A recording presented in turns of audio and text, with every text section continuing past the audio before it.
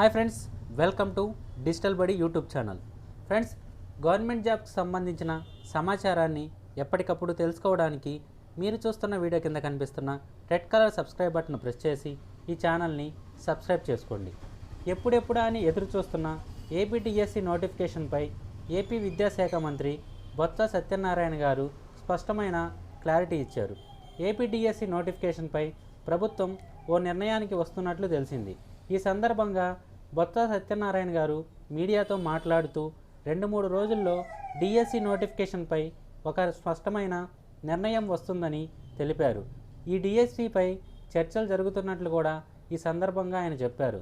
దీనిపై ముఖ్యమంత్రి వైఎస్ జగన్ విధానపరమైన నిర్ణయాలు తీసుకుంటున్నారని, అలాగే రాష్ట్రంలో తమ ప్రభుత్వం ఏర్పడిన తర్వాత దశల వారీగా టీచర్ పోస్టులు భర్తీ చేశామని ఈ సందర్భంగా విద్యాశాఖ మంత్రి బొత్స సత్యనారాయణ తెలిపారు.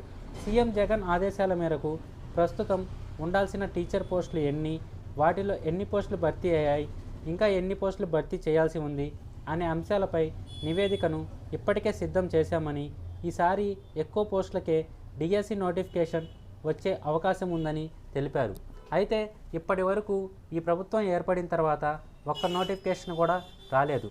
సో చాలాసార్లు ఈ విధంగానే నోటిఫికేషన్ ఇస్తున్నామని చెప్పి ఇంతవరకు అయితే నోటిఫికేషన్ మీద ఒక స్పష్టమైన క్లారిటీ అయితే లేదు. అలాగే ఈసారి ఎన్ని పోస్టులు భర్తీ చేస్తారు, అలాగే నోటిఫికేషన్ ఇస్తారా ఇవ్వరా అనే సందేహాలు కూడా అభ్యర్థుల్లో ఉన్నాయి. అయితే ఇప్పటికే ఎలక్షన్స్ దగ్గర పడుతున్న సందర్భంలో నోటిఫికేషన్ అనేది వచ్చే అవకాశం ఉందా లేదా అని అభ్యర్థులైతే ఆందోళన వ్యక్తం చేస్తున్నారు.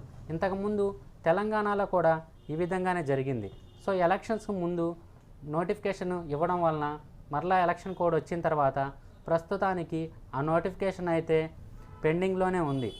ఆంధ్రప్రదేశ్లో కూడా ఈ విధంగానే జరుగుతుందా, లేదా ఎలక్షన్ లోపు నోటిఫికేషన్ వచ్చి పోస్టులు అనేది భర్తీ చేస్తారా లేదా అనేది అభ్యర్థులు ఆందోళనలో ఉన్నారు. ఈ సమాచారంపై మీ అభిప్రాయం ఏంటో, ఆంధ్రప్రదేశ్లో డిఎస్సి నోటిఫికేషన్ పరిస్థితి గురించి మీ అభిప్రాయాన్ని కింద కామెంట్ రూపంలో తెలియజేయండి. అలాగే గవర్నమెంట్ జాబ్కి సంబంధించిన సమాచారం ఎప్పటికప్పుడు పొందడానికి ఈ ఛానల్ని సబ్స్క్రైబ్ చేసుకోండి. Thank you.